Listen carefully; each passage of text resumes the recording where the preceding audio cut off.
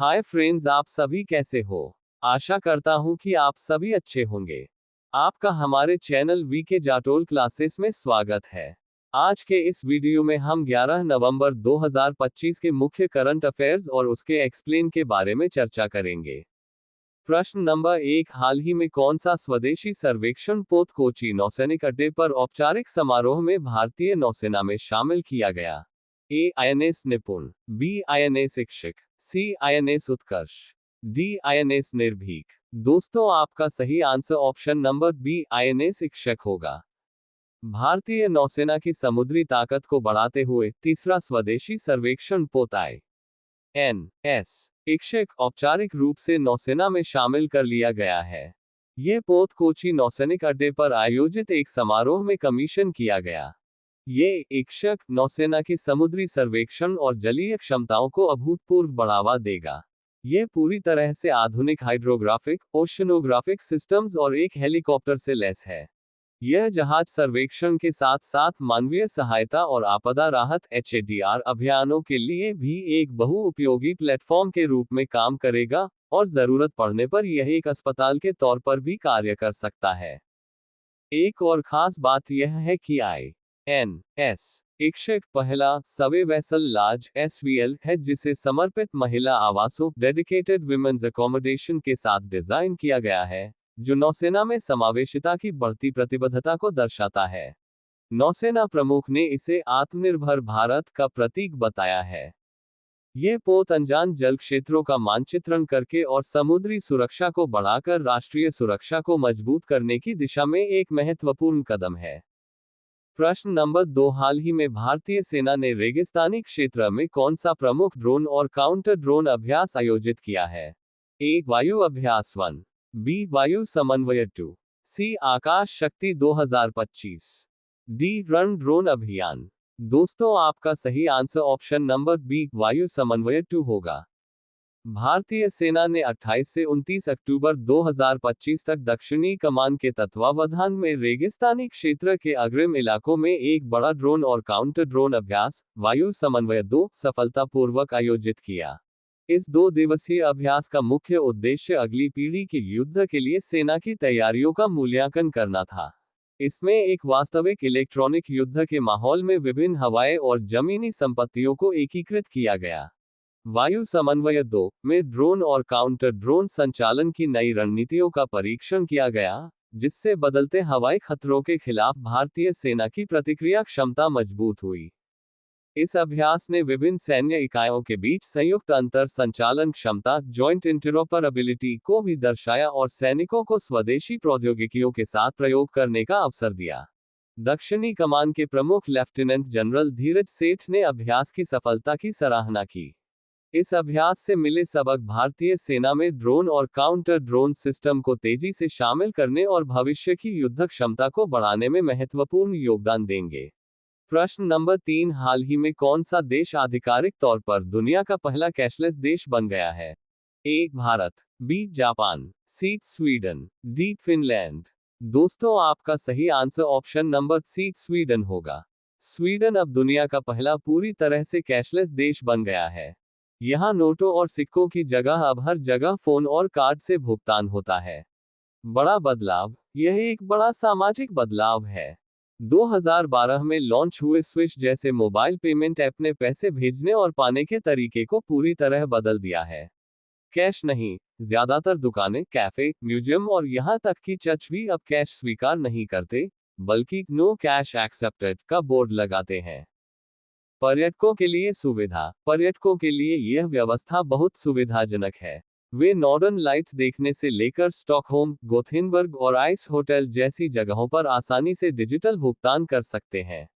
भविष्य, स्वीडन की central bank अब ए क्रोना नाम की एक सरकारी डिजिटल करेंसी पर भी काम कर रही है।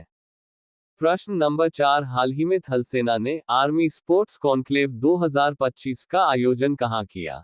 ए मुंबई, बी पुणे, सी जयपुर, डी नई दिल्ली। दोस्तों, आपका सही आंसर ऑप्शन नंबर डी नई दिल्ली होगा।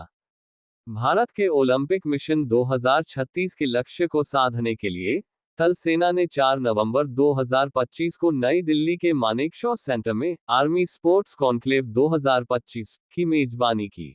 इस कॉन्क्लेव का मुख्य उद्देश्य चैंपियन खिलाड़ियों को तैयार करना और देश को वैश्विक खेल महाशक्ति बनाने के लिए अपनी प्रतिबद्धता को दोहराना था। इस कार्यक्रम में संस्थागत तालमेल और एथलीट 360 जैसे विषयों पर विचार विमर्श हुआ, जिसमें वैज्ञानिक और डेटा आधारित प्रशिक्षण पर जोर दिया गया। खेल सचिव श्री हरिरंजन राव और उपसेना प्रमुख लेफ्टिनेंट जनरल राकेश कपूर सहित कई गणमान्य व्यक्तियों ने सेना की खेल भूमिका की सराहना की।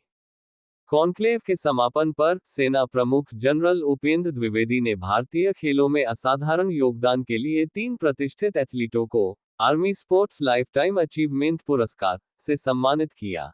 ये पुरस्कार पाने वालों में colonel Balbir Singh Kullar hockey 1968 Olympic कांस्य श्री मुरलीकांत पेटकर पैरालंपिक स्वर्ण 1972 और ऑनरेरी कैप्टन विजय कुमार शर्मा निशानेबाजी 2012 ओलंपिक रजत शामिल थे।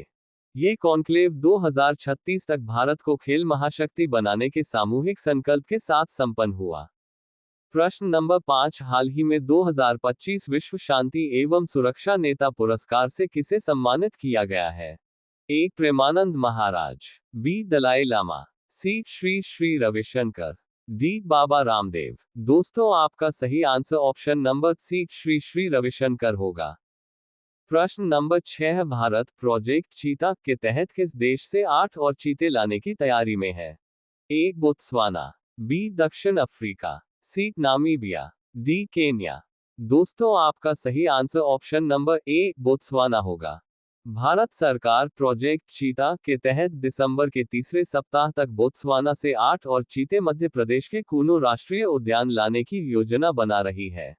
इन्हें पहले बोत्सवाना में और फिर कूनो में 2-3 महीने के लिए क्वारंटाइन में रखा जाएगा। विशेषज्ञों ने सरकार के इस फैसले की आलोचना की है।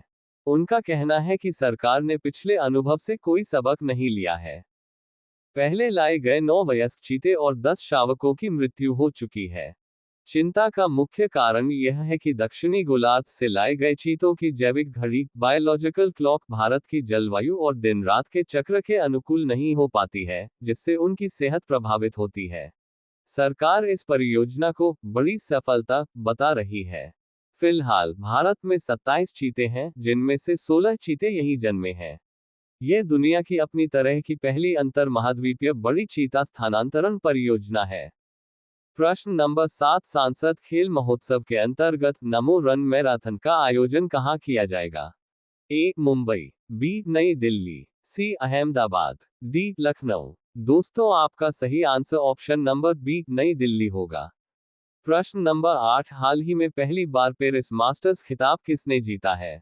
ए. नोवाक जोकोविच, B. Carlos Alcaraz, C. Rafael Nadal, D. Jannik Sinner. दोस्तों, आपका सही answer option number D Jannik Sinner होगा।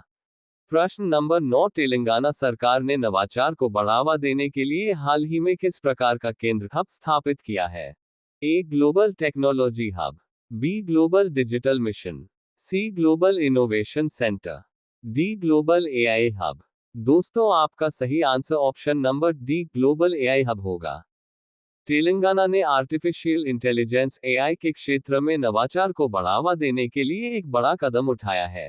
राज्य सरकार ने Telangana artificial intelligence innovation hub TAIH की स्थापना की है। आईटी एवं उद्योग मंत्री डी. श्रीधर बाबू ने घोषणा की कि इस पहल का उद्देश्य तेलंगाना को एआई संचालित नवाचार में देश का अग्रणी राज्य बनाना है। सरकार का लक्ष्य 2035 तक तेलंगाना को दुनिया के शीर्ष 20 एआई केंद्रों में शामिल करना है। यह नया केंद्र विभिन्न क्षेत्रों में एआई आधारित अनुसंधान, नवाचार और सहयोग के लिए एक केंद्रीय मंच सेंट्रल प्लेटफॉर्म के रूप में काम करेगा। मंत्री ने कहा कि मुख्यमंत्री रेवंत रेड्डी के नेतृत्व में तेलंगाना को एक व्यापक एआई इकोसिस्टम के रूप में विकसित किया जा रहा है, जो राज्य को भारत में आर्टिफिशियल इंटेलिजेंस का पर्याय बना देगा। इस हब में संस्थागत समन्वय और रणनीतिक मार्गदर्शन सुनिश्चित करने के लिए विशेष मुख्य सचिव आईटी और अन्य वरिष्ठ अधिकारी शामिल होंगे। प्रश्न नंबर 10, पूर्वोत्तर क्षेत्र में अनुसंधान और नवाचार को प्रोत्साहित करने के लिए पूर्वोत्तर विज्ञान एवं प्रौद्योगिकी क्लस्टर का उद्घाटन हाल ही में कहाँ किया गया? A IIT Delhi, B IIT Kanpur, C IIT Guwahati, D IIT Madras. दोस्तों आपका सही answer option number C IIT Guwahati होगा। केंद्रीय संचार एवं उत्तर पूर्वी क्षेत्र विकास मंत्री श्री ज्योतिरादित्य सिंधिया ने आईआईटी गुवाहाटी में पूर्वोत्तर विज्ञान एवं प्रौद्योगिकी क्लस्टर यानी नेस्ट का उद्घाटन किया। इसके साथ ही उन्होंने पूरे असम में 635 करोड़ रुपए की विकास परियोजनाओं की आधारशिला भी रखी। श्री सिंधिया ने असम को उभरते पूर्वोत्तर की धड़कन बताते हुए कहा कि यह राज्य अब नवोन्मेष और कनेक्टिविटी के केंद्र के रूप में उभर रहा है।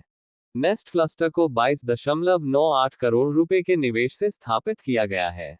ये क्लस्टर 4 प्रमुख क्षेत्रों पर ध्यान केंद्रित करेगा: बुनियादी नवोन्मेष, सेमीकंडक्टर और आर्टिफिशियल इंटेलिजेंस, बांस आधारित प्रौद्योगिकियां, जैव निम्नीकरणीय प्लास्टिक।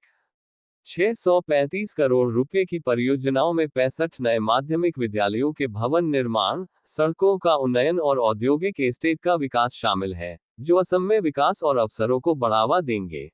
मंत्री ने जोर देकर कहा कि प्रधानमंत्री नरेंद्र मोदी के नेतृत्व में पूर्वोत्तर क्षेत्र में बड़ा बदलाव आया है और यह क्षेत्र अब भारत की समृद्धि का पूर्वी द्वार बन गया है। उन्होंने विश्वास जताया कि असम शिक्षा और उद्यम के माध्यम से 2047 तक विकसित भारत के लक्ष्य को प्राप्त करने के लिए पूर्वोत्तर के अभियान का नेतृत्व करेगा। अब ये प्रश्न आप लोगों के लिए। आप सभी लोग इसका आंसर कमेंट बॉक्स में जरूर बताएं।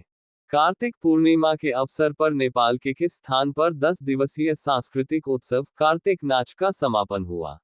ए भक्तपुर दरबार चौक, बी पाटन दरबार चौक, सी काठमांडू दरबार चौक, डी ललितपुर दरबार चौक।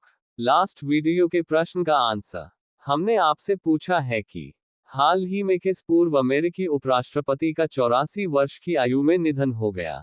ए Mike Pence, B Joe Biden, C Al Gore, D Dick Cheney. दोस्तों आपका सही answer option number D Dick Cheney होगा। यदि दोस्तों आपको हमारा यह वीडियो अच्छा लगा हो तो वीडियो को लाइक शेयर जरूर करें, साथ ही हमारे चैनल वीके जाटोल क्लासेस को सब्सक्राइब जरूर करें ताकि हमारे चैनल पर अपलोड होने वाली प्रत्येक वीडियो का नोटिफिकेशन आप तक तुरंत पहुंच सके।